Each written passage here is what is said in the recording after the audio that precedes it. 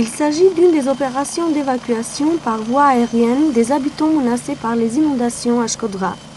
Depuis hier, les opérations de sauvetage dans cette zone du nord-ouest s'effectuent non seulement par voie terrestre à l'aide des véhicules de gros tonnage des forces armées et par voie fluviale, mais aussi par voie aérienne et plus précisément par des hélicoptères mis en disposition par les ministères de l'Intérieur et de la Défense. Les hélicoptères décollent du stade de la ville, Loro Borici, pour évacuer notamment les cas d'urgence sanitaire.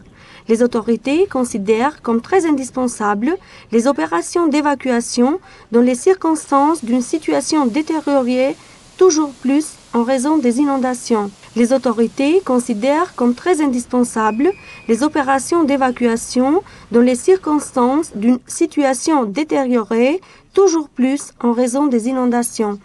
Le ministre de l'Agriculture, Jens Rulli, se prononce pour l'ATA.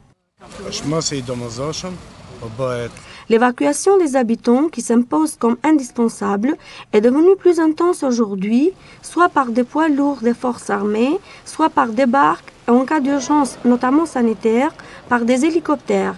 Selon des données officielles, 9000 personnes ont été évacuées lors des derniers jours, alors que la poursuite de l'évacuation est nécessaire en raison de la montée constante des eaux dans les communes Ana Emalit, Deitsch, Bouchat, Velipoja et dans les quartiers périphériques de la ville. Le bilan actuel fait état d'un total de 13 000 hectares de terres inondées, de 2100 logements sous l'eau et de 2470 autres encerclés d'eau.